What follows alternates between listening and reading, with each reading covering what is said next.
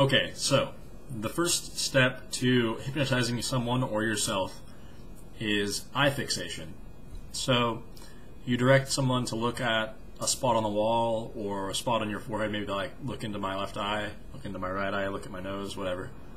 Just get them looking at one point, and as they look at this point, what you're going to do is give them a talk based, like just basically saying, the more you focus on that point, you'll notice that you grow a little bit more relaxed, and then your eyes can just either see it more clearly, let it be fuzzier, or let it stay the same. So you really just capture all of the possible options. But you say, as they're focusing on this point, that they'll notice that as a natural phenomenon, their muscles in their eyes start to grow heavier. And no matter what they're doing, you just emphasize that the more they stare, the heavier their eyes grow. And you link the two together, just saying that, and as you're doing this, you link the two together so that, you know, they're looking at the wall, listening to what you're saying, and they're agreeing to look at the wall or look at your eye, like you said. And then you're also suggesting that they do something else, which is allow their eyes to grow heavier.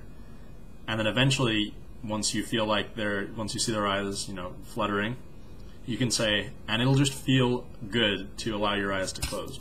And the point being here that you're giving them progressively larger and larger suggestions, and linking that accepting the suggestions is okay, and the feeling that they get from accepting the suggestions, you know, closing your eyes, is relaxing and good.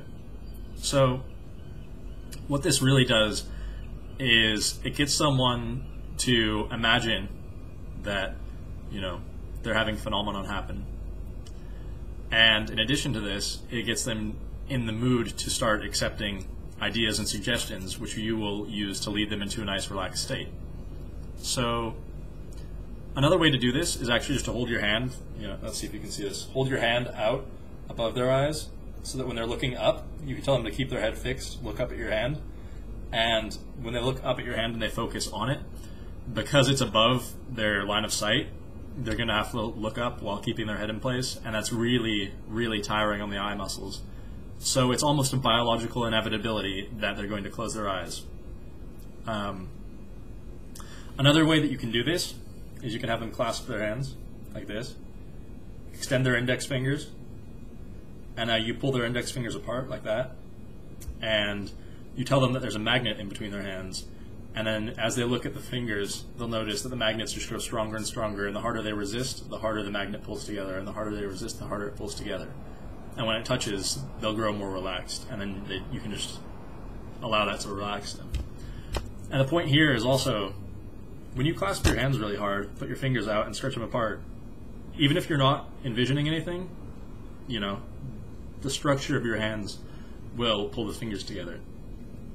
So essentially what you're doing in this first step is giving them a task which will lead to a specific result, and you're making it seem as if you're the cause of that result, whereas in reality it was going to happen anyway. Yeah, hopefully this is useful to you. Just remember to constantly be giving them suggestions and allowing them to become more relaxed. Like if you just feed the word relax throughout this process, it'll work pretty well.